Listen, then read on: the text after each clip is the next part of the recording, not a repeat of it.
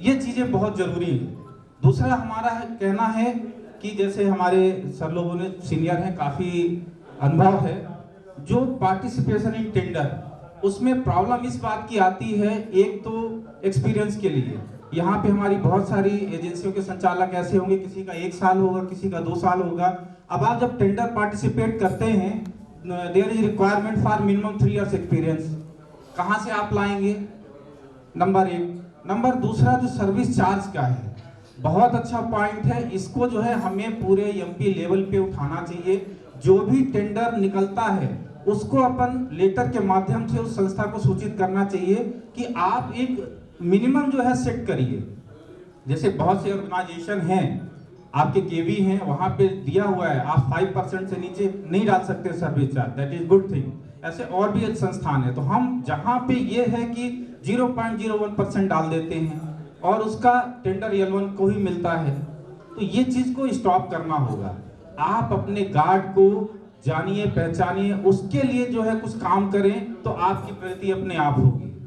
तो मैं लास्ट में यही कहना चाहूंगा कि आप अपने जितने भी क्लाइंट हैं, एक समूह होकर के क्लाइंट को निर्धारित करिए कि आपके रीवा जिले में, आपके भोपाल में 8 आवर्स की ड्यूटी का मिनिमम वेजेस दिया जाए और आपको सर्विस चार्ज मिनिमम 5% दिया जाए। ये बहुत जरूरी है। लड़ाई लड़ने से, एकत्र होने से जो है हमें कामयाबी मिलेगी, नहीं तो सब कोई जो है 8,000 का देता है, कोई 6,000 में गार्ड दे देता है, और ऐसे ही जो आपका स्तर है जहाँ पे फिर वहीं पे रह जाएगा।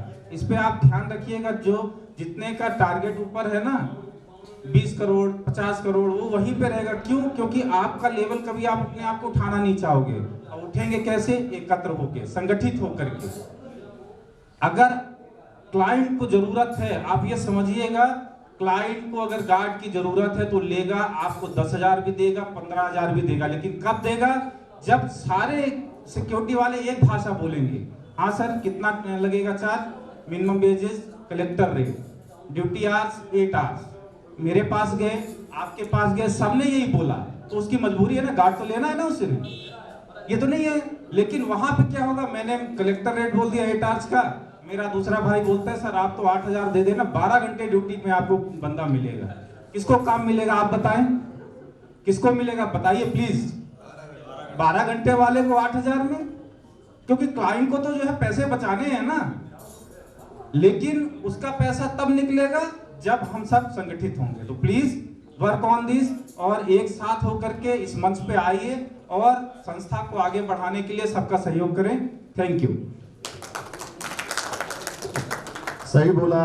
पासोवा का लोगो भी है कि सुरक्षा दे संगठित होकर। तो सुरक्षा एजेंसियों के संचालकों से निवेदन करूंगा कि जो भी 2 शब्द बोले और हमें अनुग्रहित करें।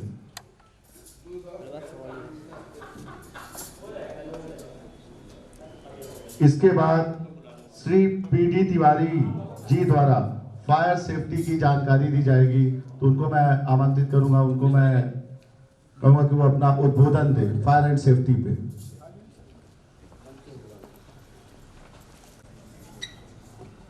पहले मैं जय हिंद, जय भारत, वंदे मातरम।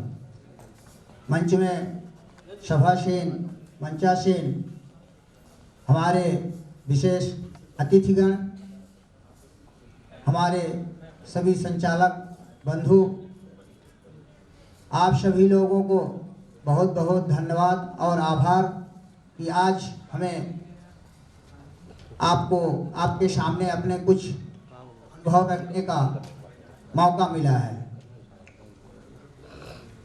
वास्तविक में चूंकि आज सुरक्षा दिवस है, आज हमको सभी को इसी पर खासा जोरदार जोर देना चाहिए। तो आज मैं 2 शब्द मैं पहले सिक्योरिटी का भी बता दूं।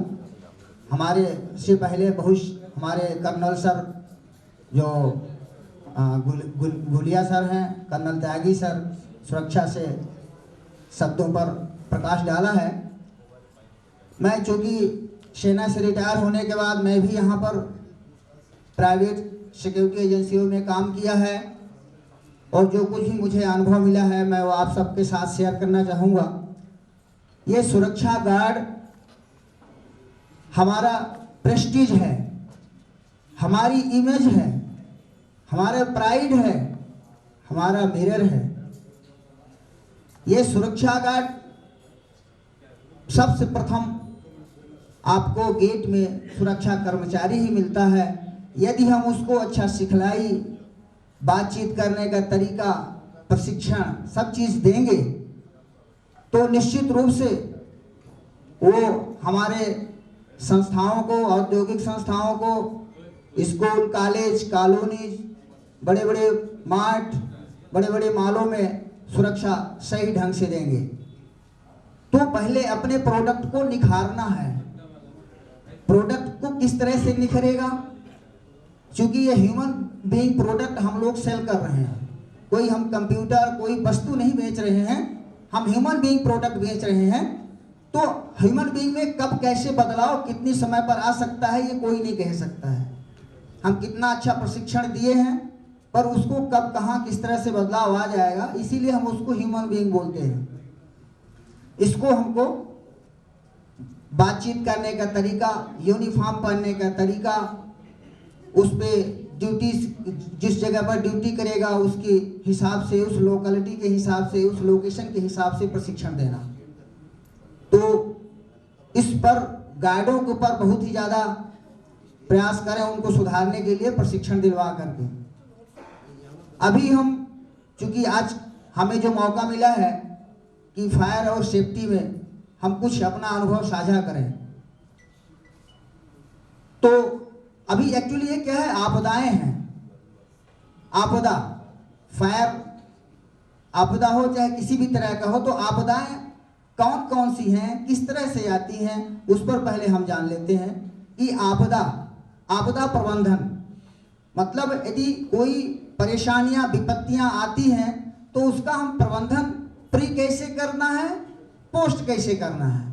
तो इस पर हमको एनालिसिस करना है कि प्री कैसे करेंगे कि हमारे पास आपदा इस तरह की ना आए, और पोस्ट यदि आपदा आती है तो हमको अपनी तैयारियां किस स्तर पर करना है, किस स्मूथ स्थिति में, और जल्द से जल्द उस पर हम रुकावट करें और आगे उसका उसी के अनुसार संधारण करें। तो इस पे आपदाएं दो तरह की होती हैं, प्राकृतिक आपदाएं और मानव निर्मित आपदाएं। प्राकृतिक आपदाएं आप सभी लोग वाकिफ हैं, भूकंप हो गया, भूस्खलन हो गया, हिमस्खलन हो गया, तूफान हो गया, बाढ़ हो गई, ये सब प्राकृतिक आपदा में होता है। जंगलों में आग लग जाना, तो ये इस तरह की सभी आपदाएं प्राकृतिक आपदाएं हैं। दूसरा, मानव निर्मित आपदा। मानव निर्मित आपदा आपके सामने रहता है। अभी सड़क बनी है, गाड़ियां बनी हैं, रेलवे चल रही है, हवाई जहाज चल रही है, सड़क में कब दुर्घटना हो जाए किसी को पता नहीं है, रेल में कब दुर्घटना हो जाए किसी को पता नहीं है। तो ये जो दुर्घटना, बड़े बड़े बांध बना लेना, बड़े बड़े माल बना लेना, बांध बनाते हैं। अब देखिए, बांध बनाना है तो कितना जलाशय कितना बड़ा होगा, उससे किस तरह की हमको आपदा आ सकती है, उससे उसकी तैयारियां करना कि किस तरह से हम उसको, यदि ऐसी स्थिति आए तो रुकावट करें। तो ये जो है आपदा है। अब इन आपदाओं को किस तरह से नियंत्रित करना है वो हमको प्री और पोस्ट दोनों पर देखना है। अब उसी आपदाओं से संबंधित, चूंकि हम लोगों को दैनिक क्रियाओं में सबसे बड़ी एक होती है आग, जो अमूमन लगती रहती है और वो सबसे बड़ा चैलेंजेस है, क्योंकि आग लग सब चीज़ें तो यदि दुर्घटना हो गई तो बचा जा सकता है, परंतु यदि आग लग गई तो आग जलाकर राख कर देगी और उस पर बचा नहीं जा सकता है। तो इसलिए प्रिकॉशनरी तौर पर हम उसके लिए ज़्यादा प्रयास करते हैं, और हम अपने सुरक्षा, चूँकि हम इस विभाग में जुड़े हुए हैं कि हम अपने देश प्रदेश, अपने पूरे जनमानस को सुरक्षा उपलब्ध कराते हैं। और यदि यहाँ पर आगे की ऐसी घटना हो जाए तो हम अपने सुरक्षा कर्मियों को किस तरह से प्रशिक्षित करें कि वो तुरंत फौरी तौर पर कार्रवाई करें और कम से कम हानि को बचाने की कोशिश करें, तो उस पे आता है आग।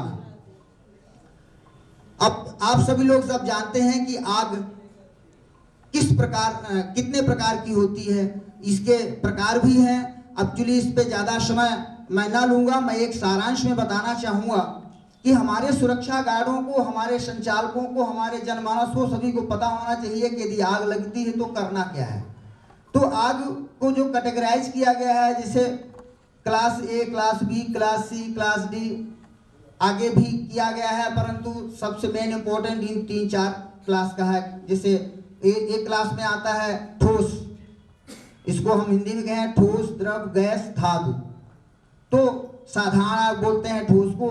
तो उस पे हमारे गार्डों को ये प्रशिक्षित किया होना चाहिए कि यदि इस तरह की आग लगती है, लकड़ी, कोयला, पेपर, इस तरह के, तो उस पे कौन सा सिलेंडर हमको उपयोग करना, फायर सिलेंडर जो अग्निशमन यंत्र होता है, उसको किस तरह से यूज करना है, उसको मेथड ऑफ ऑपरेशन उसको बताना चाहिए, उसको फिजिकली सिखाना चाहिए। एक हम लेक्चर दे देते हैं, परंतु इसका लाइव डेमो देना जरूरी होता है, क्योंकि अभी आपने देखा होगा कि मॉक ड्रिल हुआ करता है, हर जगहों पर मॉक ड्रिल करते हैं। उस मॉक ड्रिल का उद्देश्य शायद कुछ को पता नहीं होगा, मैं अपना साझा करना चाहूँगा अपना अनुभव। उस मॉक ड्रिल का उद्देश्य ही होता है कि हम किस स्तर तक हम तैयार हैं यदि ऐसी घटना हो जाए, तो आग लग जाती है तो हम किस स्तर तक तैयार हैं, और यदि तैयार हैं तो उस पर क्या कमियां हैं, उसको एनालिसिस करने के लिए टीम होती है, और वो टीम जो है उसको एनालिसिस करती है कि इस चीज़ की कमी पाई गई और हम नेक्स्ट चांस उसको जो है इम्प्रूव करें। और इसी तरह से इंटरवल में 1 महीने, 2 महीने, 3 महीने के इंटरवल में अपना करते जाते हैं और वो एक स्टैंडर्ड अचीव कर लेते हैं।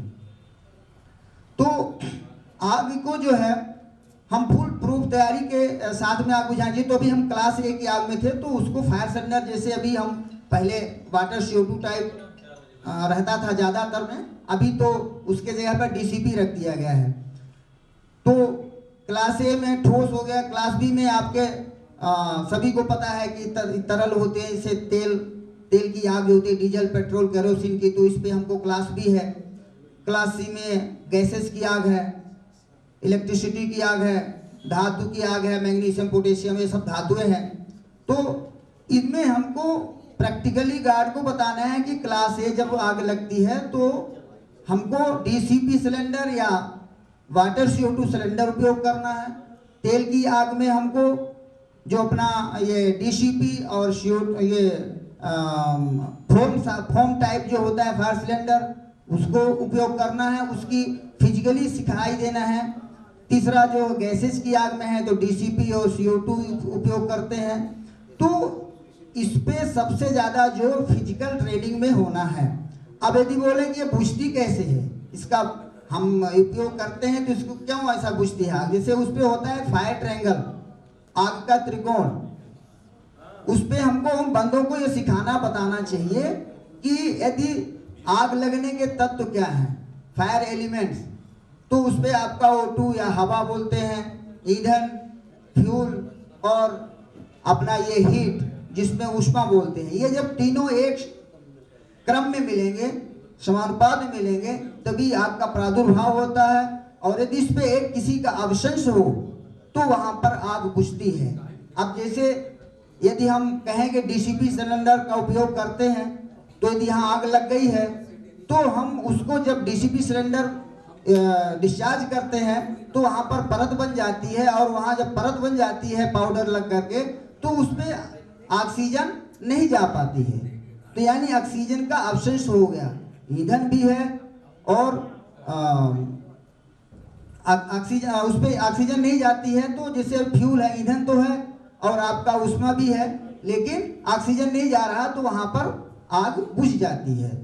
इसी तरह से हम फोम में भी करेंगे, फोम साइड जो तेल की आग में करेंगे, तो जब वो इसका लेयर बना लेता है फोम का, तो वहां पर ऑक्सीजन बंद हो जाता है, यानी 2 ही उपस्थित आता है, ईंधन और ऊष्मा, तो यानी वहां आग नहीं लगेगा। तो ये हमको बेसिकली उनको बताना चाहिए, और फिजिकल हमको बंदों को बताना चाहिए, हमारे जनमानस को बताना चाहिए। घरों में भी कभी फायर सिलेंडर हो जाता है, आग में गैस में आग लग जाती है, तो हमारे महिलाओं को भी उसको उचित ट्रेनिंग देना चाहिए। घर में अपने बताना चाहिए कि यदि आपको आग लग गया है तो इतनी घबराने की बात नहीं है, पैनिक होने की बात नहीं है, ठीक है। उसको आप जो है नाप बंद कर लें। यदि ज़्यादा ही बढ़ गई है उसको तो गीला कपड़ा चादर ले करके उसको ढक दें, उस पर हवा जाने से रोक दें, वो आग बुझ जाएगी। इसके बाद नाप बंद कर दें, तो घबराने की बात नहीं है। तो इस पर हमारे जो बंदों